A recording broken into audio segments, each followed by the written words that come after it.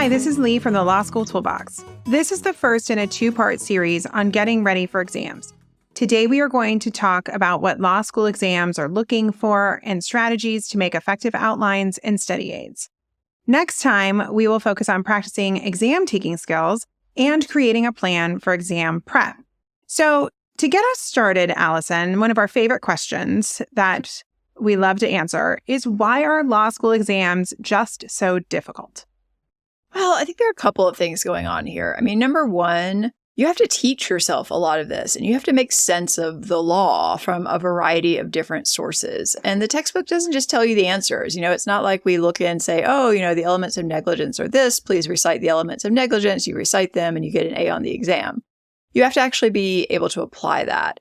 And what you're tested on often doesn't really track that carefully with what you've done in class or what you've read. And you're not getting a lot of feedback. So when you get to the exam, I think for a lot of people, this can be really surprising.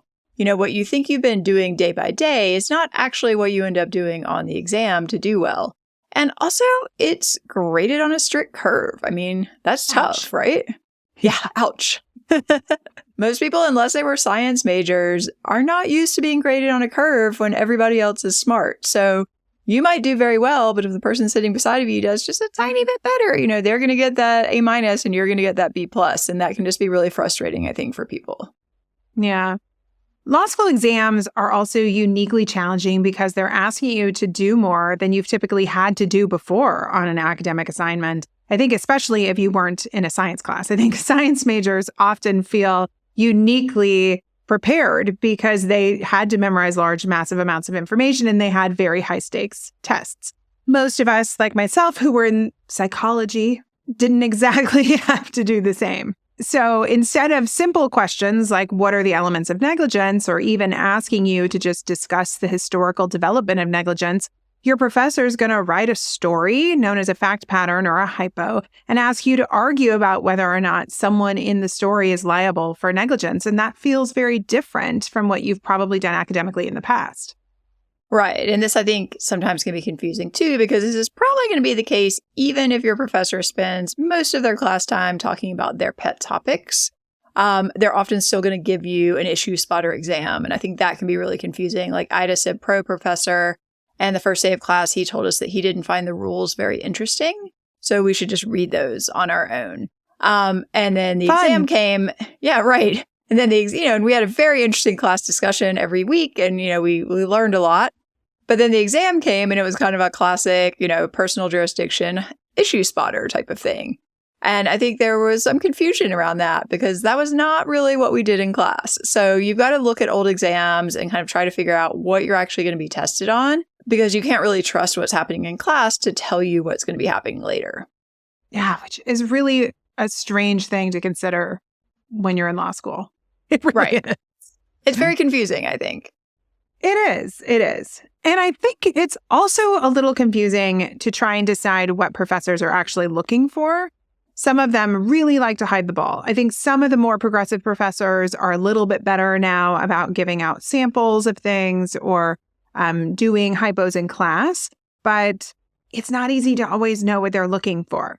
So to just kind of set a framework for you, to do well, you must be very clear in what you're doing. The answer is far less important than the way you get there, and it's really about how you explain your thinking.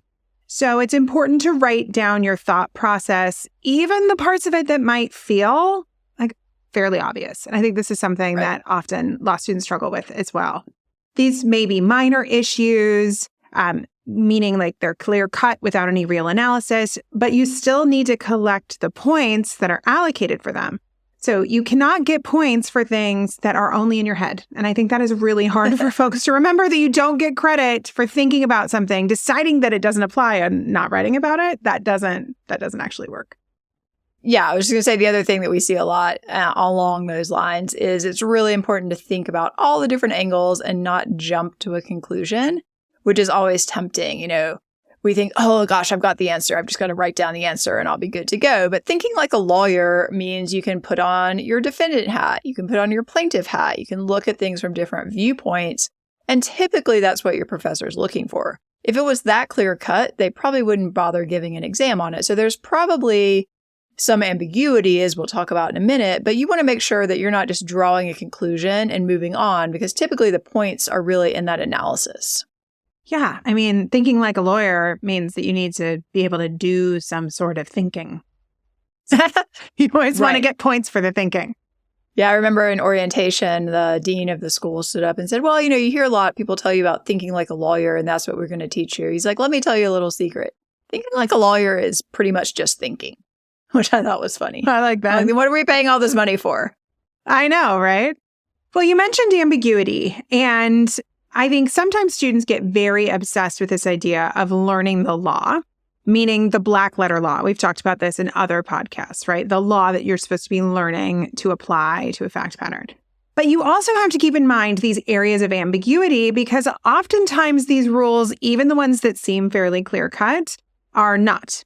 There are rules you need to know, especially the main ones. However, a lot of exam points are really in this analysis, in this kind of arguing and what you do with the rules. And that's where ambiguity comes in. You may have facts that point to kind of the outcome going in one direction, but like you just mentioned, you have to wear different hats. You may also need to put on a different hat and say, well, these facts aren't particularly clear-cut. We could argue it on this side as well. And appreciating that factual ambiguity is going to get you a lot more points than if you just say, well, the defendant's argument's crummy, so we're just going to argue the plaintiff's argument because that one's going to win. But you also have something called legal ambiguity. And Allison, do you want to share a little bit with folks about what legal ambiguity is? Sure. So sometimes the rules may not be that clear-cut themselves. So you might, for example, have two different rules or even more that could be applicable. Maybe there's a modern approach and a traditional approach. So, we live in a common law system. Maybe not every court has gotten around to updating their rule. So it may be that there's one approach that used to be used, but now we move to another. That's a great opportunity for you to talk about both. You might also see major and minor approaches. Certain jurisdictions do it this way. The majority of the jurisdictions do it this other way. Anytime you have something like that, you want to be making note of it as you study. So whether it's a chart or just some way that you denote that for yourself, anytime you come across multiple rules for the same thing, maybe it's the UCC versus the common law or the model penal code versus the common law. Anytime there's this distinction, you want to make sure you understand that there are multiple approaches and you can talk about and apply both. Yeah. And this should be reflected in your outline. We're going to talk a little more about outlining in a minute, but this legal ambiguity needs to be in your outline so you can quickly reference it, especially on an open book exam or in your brain if you have a closed book exam. We really want to make sure that we aren't too rigid. That is very important. And so you need to be flexible and nimble, which all good lawyers are pretty much when you think about it. You have to recognize, though, that there are boundaries. So it's not really the situation where ambiguity means anything goes, right? It's not any possible argument that you could make. It has to be connected to the facts that are given to you. We're going to talk about a hypo here in just a second, and that might clarify that a little bit. You almost want to think of legal analysis like a river. If one bank is rigidity and the other is chaos, you got to be somewhere in the middle and kind of floating back and forth. Right. It can get bumpy, though. Yeah, it can definitely get bumpy, but you're not just completely making up something that you never have heard about or talked about. And the other thing I think people are tempted to do sometimes is to fight the hypo or to make up facts. And that's usually not super productive either. If you're like, well, if the facts had said this, then the outcome would be that. It's like, well, the facts didn't say that. So you're kind of wasting your time right now. But I think that's very tempting. People want to talk about everything that you talked about in class and show how much you know. But the real key on an exam is answering what you're asked and not straying beyond those boundaries. Yeah. Okay, let's talk through an actual hypothetical. It's possible that some folks haven't done that many fact patterns yet. So here you go. Yay, this can be one of your first ones. So we're going to go move into crim, which is not Allison's favorite topic, but we're going to do it anyway. On August 1st, 2002, Dan, Art, and Bert entered Vince's convenience store. Dan and Art pointed guns at Vince as Bert removed $750 from the cash register. As Dan, Art, and Bert were running towards Bert's car, Vince came out of the store with a gun, called to them to stop, and when they did not do so, fired one shot at them. The shot hit and killed Art. Dan and Bert got into Bert's car and fled. Dan and Bert drove to Chuck's house, where they decided to divide the $750. When Chuck said he would tell the police about the robbery if they did not give him part of the money, Bert gave him $150. Dan asked Bert for $300 of the remaining $600, but Bert claimed that Bert, should get $500 because his car had been used in the robbery. Dan became enraged and shot and killed Bert. He then decided to take all of the remaining $600 for himself and removed the money from Bert's pocket. May Dan properly be convicted of either first-degree or second-degree murder, and if so, on what theory or theories for A, the death of Art, discuss, and B, the death of Bert, discuss. Okay, pretty common criminal hypo. You got a lot of co-conspirators, they're making bad choices, and a few people have died. It's pretty typical for a criminal law hypo. This is typical. I have to admit, my eyes kind of glazed over a little bit, and now my brain is like, woo, what is going on here? How am I even supposed to start? Lee, how do we start? That is how we start. So as you listen to this, there were probably a lot of things that jumped out at you and like different ideas that popped into your head. So, our goal as we do our answer is to make sense of these things in a very structured way and paying attention to the call of the question and what it's asking us. This call of the question, it's important to note, is just asking about first-degree or second-degree murder, even though it sounds like there may have been other crimes happening in the fact pattern. But note, this professor did not ask that question. And so that is a following the directions moment. Okay, so where do you start? Well, hopefully you've learned some law. And so you want to think about the law that you have learned. What was covered in your class? So here we have rules for murder. Most everyone listening to this podcast who's taken criminal law will likely have studied common law murder, where there are 4 theories for malice.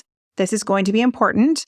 And then you also want to think about like defenses or kind of mitigation and things like that. You're then going to take this law that's hopefully either in your head or in your outline if you are doing an open book exam, and you are going to apply it to the facts by arguing the different ways that the facts could relate to the law. And so this is going to be really where you stand, in the shoes of each party. We're doing shoes, we're doing hats. I'm just saying how many different examples I can use. But you're going to need to argue on behalf of each party to show that you can see the pros and cons of how the facts interact with the law. That's basically your job. You also, may have read and understood a bunch of cases that help show you how to apply law or explain nuances to you about the law. And you've got to kind of recognize patterns in the facts to be able to argue whether certain case law should apply as precedent. But the goal is really a usable framework for the law, structured by elements, hopefully, and then you can apply that law to facts to come out with an answer. And we're going to kind of talk a little bit more about how actually to do that, but that is the big picture. How does that sound, Allison? Does that unjumble your brain slightly? It sounds like if I had that, it would have been really helpful to me when I was thinking about this question. Right. So, for example, if you want to answer the question you asked, may Dan properly be convicted of either first-degree or second-degree murder? And if so, what theories for the death of Art? Well, the first thing I need to know are what are the rules for first-degree and second-degree murder, right? Like, do I know them? Because if not, that's going to be a problem. So if we're thinking about outlining, what would I put in my outline? It seems like I need to write down that rule, right? Yes. And hopefully this rule is in your class notes if it's not already in your outline. So your rule for common law murder is that murder is the killing of another human being with malice aforethought. And malice aforethought can be shown through 4 theories. The first one being the intent to kill. The second one being the intent to create great bodily harm. The third is reckless disregard for human life. And the fourth is a felony murder. And then you also need to know what the difference between first-degree murder and second-degree murder is. First-degree murder is an intentional killing done with premeditation and deliberation. And if a murder is not first-degree murder, then it is second-degree murder. That's one of my favorite rules. It's like, if it's not first, then it's second. Thanks. Right. So doesn't fall in first, must be second. If it's murder, it's second. No, so that's super helpful. And I can start to see, okay, well, if these are my rules, and maybe my class had very slightly different rules, but basically these are the rules for murder. And, we probably talked about them in class, maybe some code sections, if it's a model penal code. or from cases. But I mean, I feel like this would be really, really helpful. But I mean, I guess my question to you is, if we did read all these cases, don't I need to put the names of them, at least in my outline? I mean, like, where did this law, does it matter where it came from? Well, I'll give my lawyer answer. It depends. So you do want to think about the cases that you talked about in class, because you need to think about why they were included in your casebook. And oftentimes they are included to kind of show you some nuances about the law, or to give you some examples of how the law is applied to different facts. It's kind of examples of how ambiguity plays out. So let's talk, for instance, about premeditation and deliberation. Maybe you might say, well, I've watched Law & Order. I know what premeditation and deliberation is.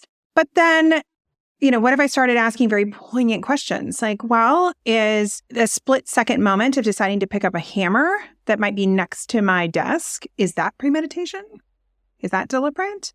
Or is planning something years in advance and then deciding not to do it, but then doing it at the last minute, is that premeditation, deliberation? It gets a little squishier when you start to ask yourself these factual questions, and you can see how the ambiguity plays out. And cases will often give you examples of what qualifies or does not qualify as premeditation and deliberation. And that allows you to argue that in your answer to give a more complete answer. So that's kind of a big picture example of how you would use cases to interact with the law. Right. So it sounds like you're saying I don't necessarily need to remember the names of them. Not unless your professor really cares about them. Some professors do. I mean, there are big cases that you should know the name of.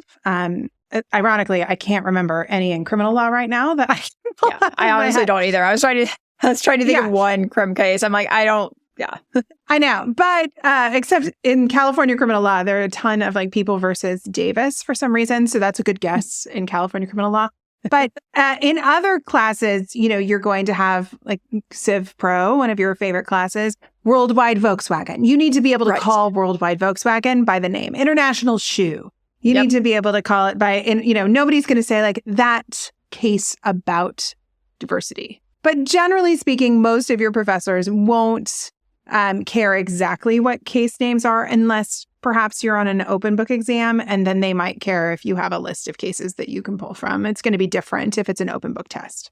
I think actually I have thought of one area of crim where you get some cases, which are the insanity rules, like the McNaughton test and things like that. McNaughton. Yeah. Mm-hmm. Yeah. Don't remember what the test is exactly, but I know it has something to do with insanity. And that would probably be one where you do need to remember the name, because it's like International Shoe. It refers to the concept. That's true. That's true. Okay. So basically, we've been talking kind of big picture, but one of the things we've been mentioning is that you need to have some sort of an outline to manage this process for you. That's where this organization of the law comes from. We're going to talk about how to maybe include cases. So if you have been making a more traditional outline, and we've got other podcasts on outlining, but a traditional outline would be something more linear instead of like a flow chart or a mind map. You want to just think about kind of this process of how you pull the law together so you can answer this question. And so the first step is you always want to like look at the big picture. You want to say like, where am I in the universe of criminal law? I'm in homicide. What happens in homicide? Somebody's dead. I might have a murder on my hands. And so you want to think about kind of the big picture and anchor yourself about where, what the law you are looking at is actually doing. Then you want to write down the high-level topic areas. That's step 2. Then you want to add any basic definitions that might apply for the law. Then you want to do step 4, which is to add in the black letter law. These are these statements. If it's a closed book test, these are the things that you would memorize. And then the last step is you want to add in notes about ambiguity, class-specific things, or kind of case nuances and things that you might want to include. So these are kind of the steps of building out the outline. And it really helps to start with the big picture and go to these more nuanced details, because then you really appreciate how the law fits together. Right. And I think that your point about starting with the basics and adding nuances later is really key. This is kind of the 80-20 rule. You need to know the basic rules for all of the law that you've covered. And that's going to help you at least answer these questions. So you're going to have adequate knowledge to answer most questions fairly competently at that point. So there may be some tiny little nuances or things you dove into in class, that they might be missing in your outline if you run out of time. No one's gonna have the perfect outline that has every single detail.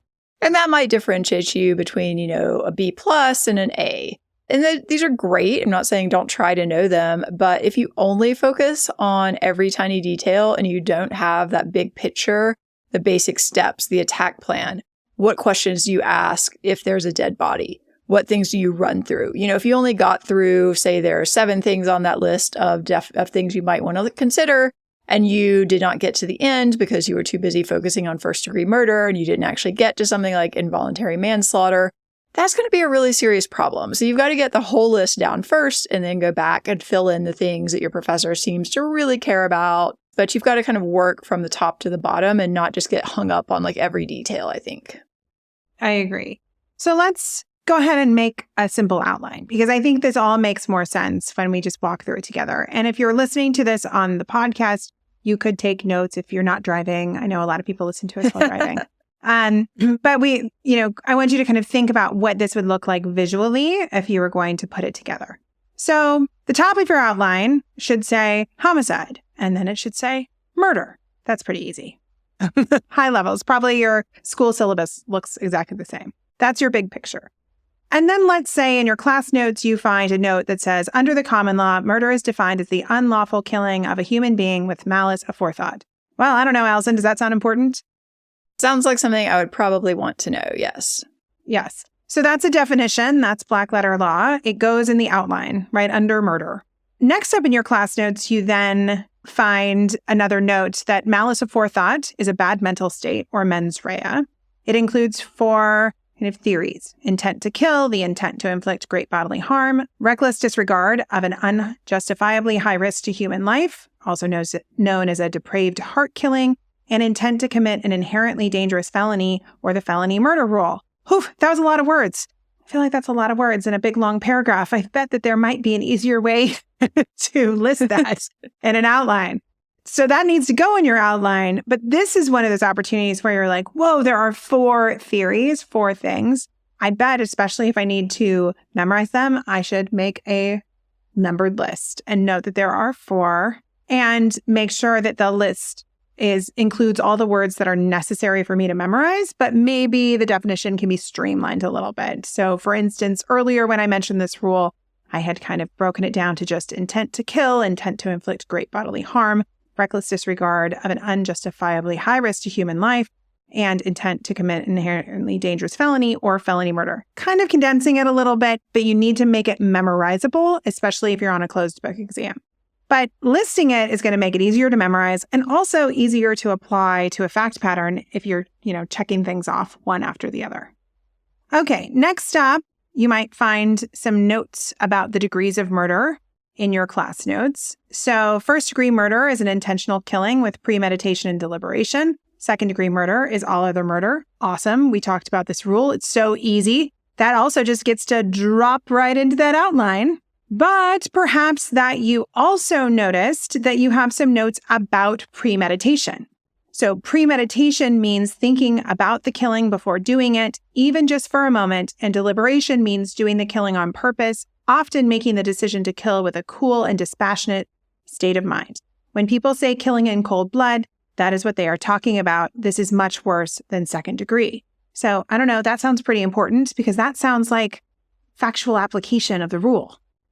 Right, exactly. Yeah, that's the sort of thing you're going to get facts to argue about. So that's definitely important. You're going to make a note under your 4 theories of murder about the different degrees. What if we read a case about premeditation and deliberation, and we had lots of class notes related to that case? I mean, I maybe have, an entire argument or entire case brief in my notes about, this case. The defendant was charged with this and blah, de blah, de blah, and prosecutors argued this and blah, blah, blah. Or I also have one that says premeditation doesn't need to be extensive planning. It can be as simple as taking a hammer out of a toolbox and using it to kill, which is actually what that case was about. I just gotten lost in it because I didn't even know in this case brief what this case was about. So too many words. The point is the short version is better. I know it's tempting to put the long version that's like 10 lines long about every single case. That is not better. It's just longer. And the other thing to remember is, what are you going to use that case for? What was the point of that case being in the casebook and part of your class?